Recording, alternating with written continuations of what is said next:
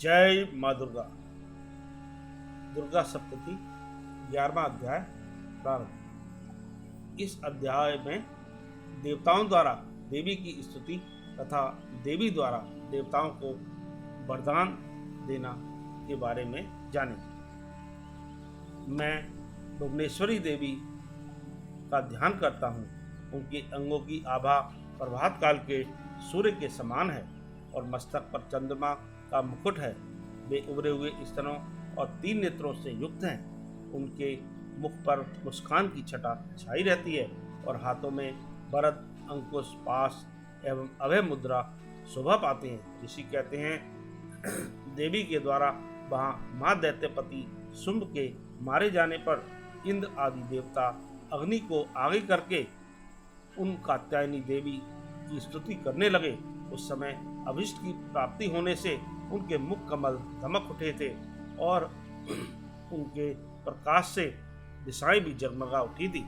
देवता बोले, शरणागत की पीड़ा दूर करने वाली देवी हम पर प्रसन्न हो। संपूर्ण जगत की माता प्रसन्न हो। विश्वेश्वरी, विश्व की रक्षा करो। देवी तुम ही चराचर जगत की अधीश्वरी हो। तुम इस जगत का एकमात्र आधार हो, क्योंकि पृथ्वी रूप में तुम्हारी ही स्थिति है। देवी तुम्हारा पराक्रम अलंघनीय है। तुम ही जल रूप में स्थित होकर संपूर्ण जगत को तृप्त करती हो। तुम अत्यंत बल संपन्न वैष्णवी शक्ति हो। इस विश्व की कारणभूता परा माया हो। देवी तुमने इस समस्त जगत को मोहित कर रखा है। तुम ही प्रसन्न होने पर इस पृथ्वी पर मोक्ष की प्राप्ति कराती हो। देवी संपूर्ण विद्याएं तुम्हारे ही भिन्न भिन्न स्वरूप है। जगत में जितनी स्त्रियां हैं वे सब तुम्हारी ही मूर्तियां हैं। हे जगदम्बे, एकमात्र तुमने ही इस विश्व को व्याप्त कर रखा है। तुम्हारी स्तुति क्या हो सकती है? तुम तो स्तवन करने योग्य पदार्थों से परे एवं परावाणी हो।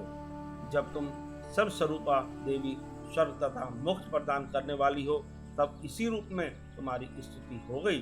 तुम्हारी स्तुति के लिए इससे अच्छी उक्तियां और क्या हो सकती हैं? बुद्धि रूप से सब लोगों के हृदय में विराजमान रहने वाली तथा स्वर्ग एवं मोक्ष प्रदान करने वाली नारायणी देवी तुम्हें नमस्कार है। कला, काष्ठा आदि के रूप में क्रमशः परिणाम की ओर ले जाने वाली तथा विश्व का उपसंहार करने में समर्थ नारायणी तुम्हें नमस्कार है। नारायणी, तुम सब प्रकार का मंगल प्रदान करने वाली मंगलमयी हो। कल्याणदायिनी शिवा हो। सब पुरुषार्थों को सिद्ध करने वाली शरणागत वत्सला, 3 नेत्रों वाली एवं गौरी हो। तुम्हें नमस्कार है। तुम सृष्टि, पालन और संहार की शक्तिभूता सनातनी देवी, गुणों का आधार तथा सर्वगुणमयी हो। नारायणी, तुम्हें नमस्कार है। शरण में आए हुए दीनों एवं पीड़ितों की रक्षा में संलग्न रहने वाली तथा सबकी पीड़ा दूर करने वाली नारायणी देवी, तुम्हें नमस्कार है। नारायणी, तुम ब्राह्मणी का रूप धारण करके हंसों से जुते हुए विमान पर बैठती हुई तथा कुश मिश्रित जल छिड़कती रहती हो। तुम्हें नमस्कार है।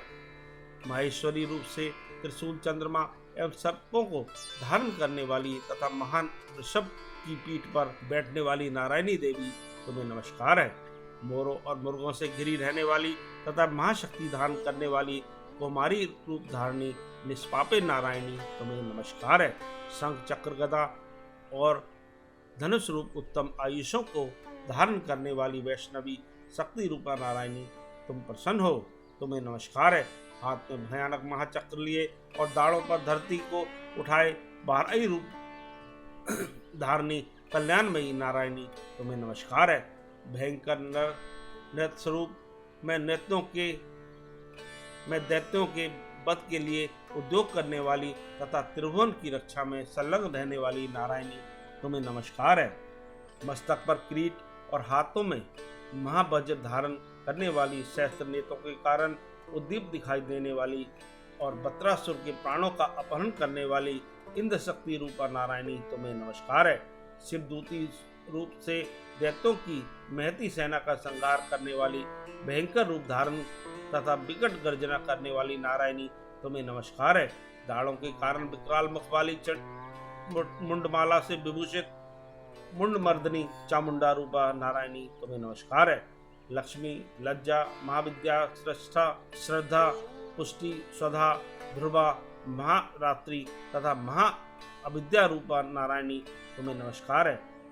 मेघा सरस्वती, बरा भूति, तामसी नियता तथा ईशा रूपणी नारायणी तुम्हें नमस्कार है। सर्वरूपा सर्वेश्वरी तथा सब प्रकार की शक्तियों से संपन्न दिव्य रूपा दुर्गे देवी, सब भयों से हमारी रक्षा करो, तुम्हें नमस्कार है। कात्यायनी, यह तीन लोचनों से विभूषित तुम्हारा सौम्य मुख सब प्रकार के भयों से हमारी रक्षा करे, तुम्हें नमस्कार है। हे भद्रकाली, ज्वालाओं के कारण विकराल प्रतीत होने वाला अत्यंत भयंकर और समस्त असुरों का संहार करने वाला तुम्हारा त्रिशूल भय से हमें बचाए, तुम्हें नमस्कार है। देवी, जो अपनी ध्वनि से संपूर्ण जगत को व्याप्त करके दैत्यों के तेज नष्ट कर दिया जाता है, वह तुम्हारा घंटा हम लोगों की पापों से उसी प्रकार रक्षा करे जैसे माता अपने पुत्रों की बुरे कर्मों से रक्षा करती है। चंडिके, तुम्हारे हाथों में सुशोभित खड्ग जो असुरों के रक्त और चर्बी से चर्चित है, हमारा मंगल करे, हम तुम्हें नमस्कार करते हैं। देवी, तुम प्रसन्न होने पर सब रोगों को नष्ट कर देती हो और कुपित होने पर मनोवांछित तथा सभी कामनाओं का नाश कर देती हो। जो लोग तुम्हारी शरण में जा चुके हैं उन पर विपत्ति आ तो जाती है, जो लोग तुम्हारी शरण में जा चुके हैं उन पर विपत्ति तो आती ही नहीं। तुम्हारी शरण में गए हुए मनुष्य दूसरों को शरण देने वाले हो जाते हैं। देवी अंबिके, तुमने अपने स्वरूप को अनेक भागों में विभक्त करके नाना प्रकार के रूपों से जो उस समय इन धर्मद्रोही महादैत्यों का संहार किया है, वह सब दूसरी कौन कर सकती थी।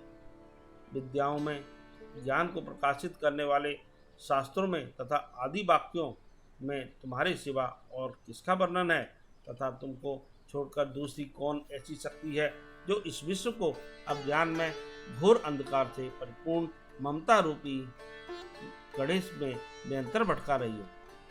जहाँ राक्षस, जहाँ भयंकर विष वाले सर्प, जहाँ शत्रु, जहाँ लुटेरों की सेना और जहाँ दाना बल हो, वहाँ तथा समुद्र के बीच में भी रहकर तुम विश्व की रक्षा करती हो।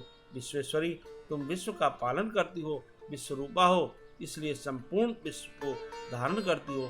तुम भगवान विश्वनाथ की भी वंदनीय हो।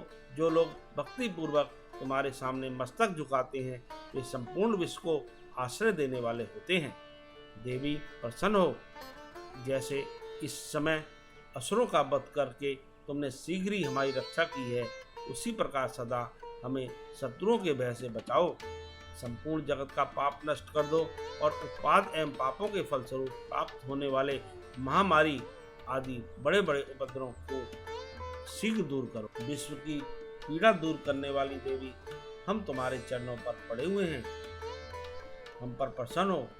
त्रिलोक निवासियों की पूजनीय परमेश्वरी, सब लोगों को वरदान दो। देवी बोली, देवताओं, मैं वर देने को तैयार हूँ, तुम्हारे मन में जिसकी इच्छा हो वह वर मान लो। संसार के लिए उस उपकार के वर को मैं अवश्य दूंगी। देवता बोले, सर्वेश्वरी, तुम इसी प्रकार तीनों लोगों की समस्त बाधाओं को शांत करो और हमारे शत्रुओं का नाश करती रहो। देवी बोली, देवताओं, यह वस्तु मनवंतर के 28वें युग में शुंभ और निशुंभ नाम के दो अन्य महादैत्य उत्पन्न होंगे। तब मैं नंदगोप के रूप में घर में उनकी पत्नी यशोदा के गर्भ से अवतीर्ण हो विंध्याचल में जाकर रहूंगी और उन दोनों असुरों का नाश करूंगी। फिर अत्यंत भयंकर रूप से पृथ्वी पर अवतार ले मैं वह प्रचित नाम वाले दानवों का वध करूंगी। उन भयंकर महादैत्यों को भक्षण करते समय मेरे दांत अनार के फूल की भांति लाल हो जाएंगे। तब स्वर्ग में देवता और मर्त्यलोक में मनुष्य सदा मेरी स्तुति करते हुए मुझे रक्त दंतिका का कहेंगे। फिर जब पृथ्वी पर 100 वर्षों के लिए वर्षा रुक जाएगी और पानी का अभाव हो जाएगा, उस समय मुनियों के स्तुमन करने पर मैं पृथ्वी पर अयोनिजा रूप में प्रकट होंगी और 100 नेत्रों से मुनियों को देखूंगी। अतः मनुष्य शताक्षी इस नाम से मेरा कीर्तन करेंगे। देवताओं, उस समय मैं अपने शरीर से उत्पन्न हुए शाखों द्वारा समस्त संसार का भरण पोषण करूंगी। जब तक वर्षा नहीं होगी तब तक वे शाक ही सबके प्राणों की रक्षा करेंगे।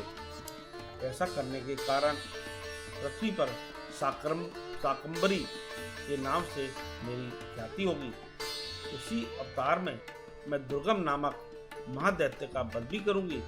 इससे मेरा नाम दुर्गा देवी के रूप में प्रसिद्ध होगा। फिर मैं जब भीम रूप धारण करके मुनियों की रक्षा के लिए हिमालय पर रहने वाले राक्षसों का भक्षण करूंगी, उस समय सब मुनि भक्ति से नतमस्तक होकर मेरी स्तुति करेंगे। तब मेरा नाम भीमा देवी के रूप में विख्यात होगा। जब अरुण नामक दैत्य तीनों लोकों में भारी उपद्रव मचाएगा, तब मैं तीनों लोगों का हित करने के लिए 6 पैरों वाले असंख्य भ्रमरों का रूप धारण करके उस महादैत्य का वध करूंगी। उस समय सब लोग भ्रामरी के नाम के से चारों ओर मेरी स्तुति करेंगे। इस प्रकार जब जब संसार में दानवी बाधा उपस्थित होगी, तब तब अवतार लेकर मैं शत्रुओं का संहार करूंगी। इस प्रकार श्री मार्कंडेय पुराण में सर्वाणिक मनवंतर की कथा के अंतर्गत महादेवी महात्म्य में देवी स्तुति नामक 11वां अध्याय संपूर्ण हुआ। जय महाकाली।